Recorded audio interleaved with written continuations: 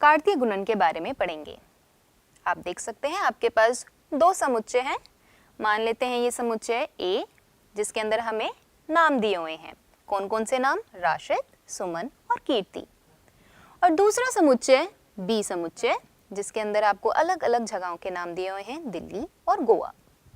अगर मैं आपसे कहूँ कि ये जो नाम है यानी ये जो लोग हैं वो अलग अलग इन जगहों पर जा सकते हैं, तो ये कहाँ कहाँ जाएंगे? अगर मैं कहूँ राशिद दिल्ली जा सकता है तो तुरंत आप बोलेंगे मैम राशिद गोवा भी तो जा सकता है। तो हाँ, तो हमारे कितने युग्म बनेंगे? अगर मैं सबसे पहले घटक में नाम डालूं और दूसरे घटक में जगह का नाम, तो आप क्या बनाएंगे? राशिद और दिल्ली, यानी ये पहला आपका क्रमित युग्म हुआ। दूसरा आपका क्या हुआ? राशिद गोवा। ठीक, यानी राशिद दिल्ली भी जा सकता है और राशिद गोवा भी जा सकता है। ऐसी अगर मैं कहूँ आपको सारे क्रमित युग्म निकालने हैं तो तुरंत आप बताएंगे मुझे राशिद दिल्ली, राशिद गोवा। ऐसे ही सुमन दिल्ली, सुमन गोवा, कीर्ति दिल्ली, कीर्ति गोवा। ये सारे क्या बने? हमारे क्रमित युग्म। और अगर इन्हीं क्रमित युग्मों का एक मैं समुच्चय बना लूं तो ये समुच्चय हमारा कार्तीय गुणन कहलाता है। किसका? दो समुच्चयों का, A और B। तो आइए परिभाषा देखें। इसकी परिभाषा कहती है, दो अरिक्त समुच्चयों P तथा Q को कार्तीय गुणन जब हम करेंगे तो उन सभी क्रमित युग्म का समुच्चय है जिसमें प्रथम घटक हमारे P समुच्चय में से आ रहे हैं तथा द्वितीय घटक हमारे Q समुच्चय में से आ रही हैं। इसको हम गणित में कैसे निरूपित करेंगे? P का Q से कार्तीय गुणन। लिखने का तरीका किस तरीके से लिखा है हमने इसमें? समुच्चय निर्माण रूप में। ये हमारा क्रमित युग्म आ गया, कोलन जो पहला घटक है वो समुच्चय P में से और दूसरा घटक समुच्चय Q में से। ठीक है बच्चों, ध्यान देंगे। सबसे पहले मैंने आपको कहा था ये जो अरिक्त है ये बहुत ही क्या है? ध्यान देने वाला शब्द है। इस पे हमें ध्यान देना है कि जो हम कार्तीय गुणन करते हैं वो अरिक्त समुच्चयों पे करते हैं। तो अगर अरिक्त समुच्चय हो जाए तो क्या होगा? देखेंगे, अगर कोई भी समुच्चय रिक्त समुच्चय हो जाए तो उसका कार्तीय गुणन भी रिक्त समुच्चय ही मिलेगा।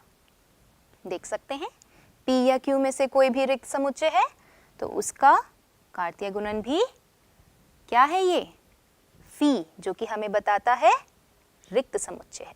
ठीक, आइए अब इस पे हम एक सवाल लेते हैं। सवाल में आप ध्यान देंगे हमारे पास क्या दिया हुआ है? एक समुच्चय जिसमें दो अवयव हैं, -1 और 0, और हमें कार्तीय गुणन निकालना है समुच्चय P का P के साथ ही। ठीक, तो अब हम इसे कैसे निकालेंगे? हमारे पास ये P समुच्चय है, इसका कार्तीय गुणन निकालना है P के साथ ही, तो हम इसके क्रमित युग्म निकालेंगे। और क्रमित युग्म कैसे निकालेंगे? -1 युग्म बनाएगा -1 के साथ, -1 युग्म बनाएगा 0 के साथ। ऐसे ही 0 युग्म बनाएगा -1 के साथ और 0 हमारा युग्म बनाएगा 0 के साथ। तो हमारे पास कितने क्रमित युग्म आए?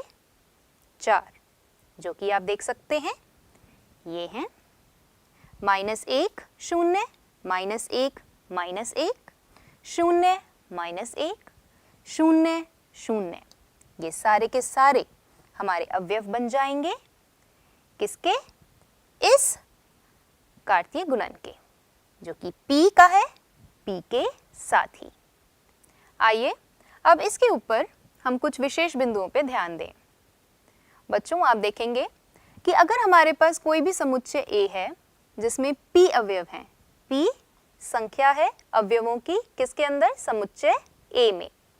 ऐसे ही हमारे पास समुच्चय B है जिसके अंदर Q अवयव हैं, तो हमारा जो कार्तीय गुणन है उसमें कितने अवयव होंगे?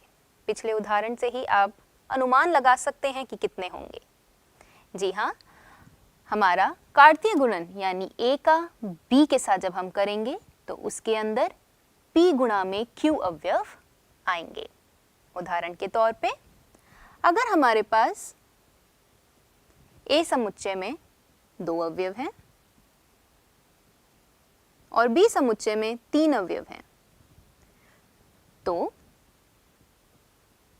A और B के जब हम कार्तीय गुणन करेंगे तो उसके अंदर कितने अवयव पाएंगे?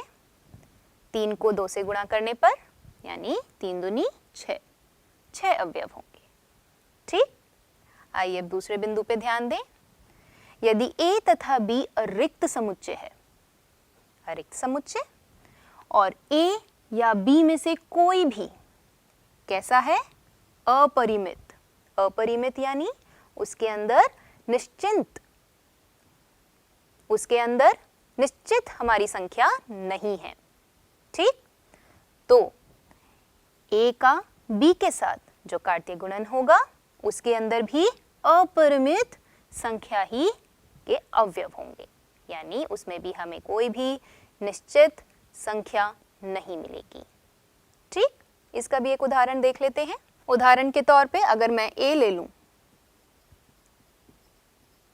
जिसमें 2 अवयव हैं, ठीक, तो यानी A के अंदर अवयवों की संख्या 2 हो गई। अब B समुच्चय लिया मैंने,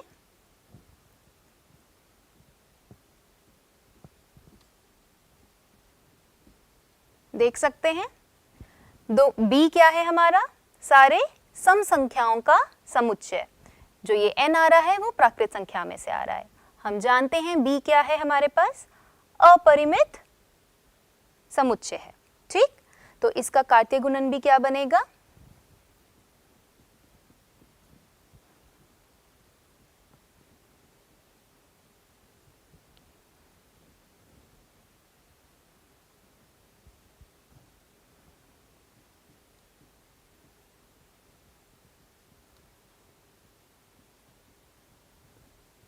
देख सकते हैं कि ये जो हमारे पास अवयवों की संख्या है वो कभी खत्म ही नहीं होगी, वो चलती रहेगी।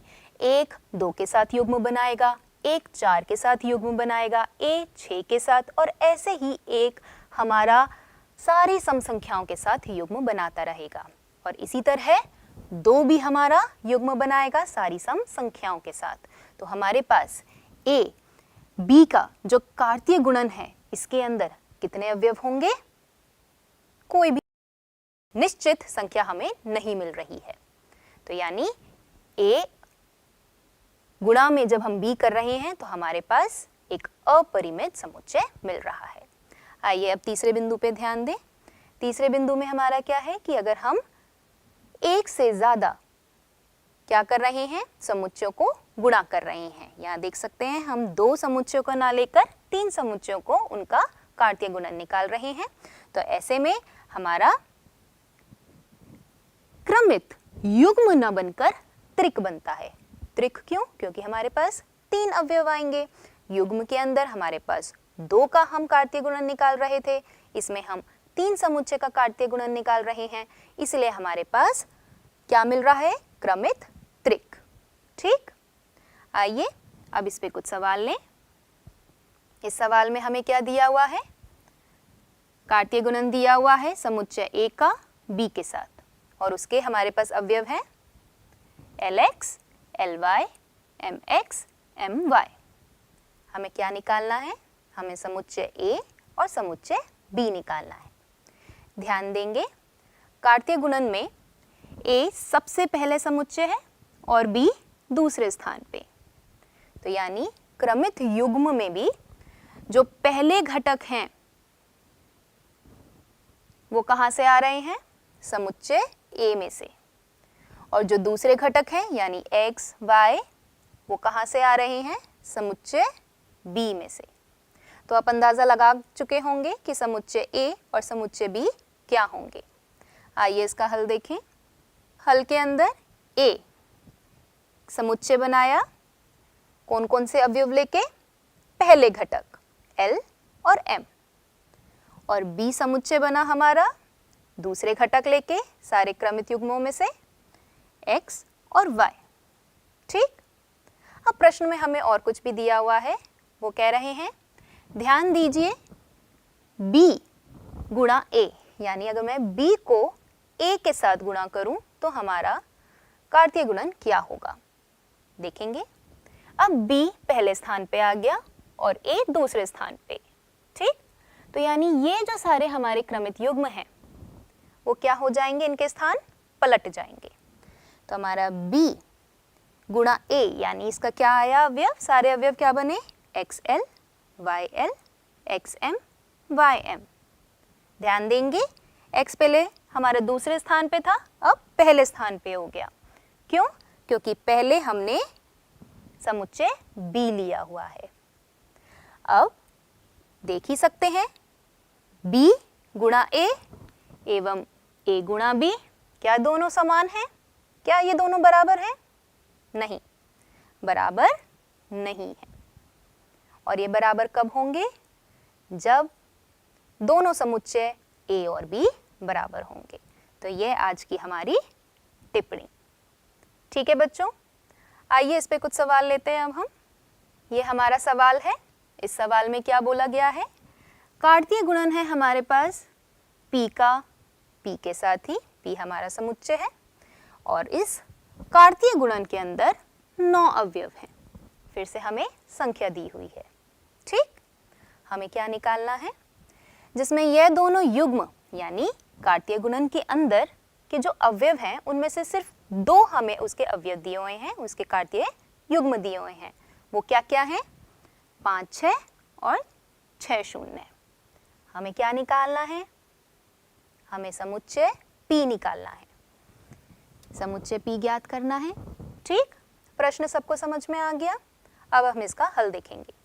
हल के अंदर ध्यान देंगे n p गुणा में p, इसमें कितना है 9। अभी हमने विशेष बिंदुओं में पढ़ा था संख्या किसके अंदर, p समुच्चय में कितनी होंगी, p गुणा में p, यानी ये क्या है 9, यानी 9 का वर्गमूल, और 9 का वर्गमूल कितना हुआ 3।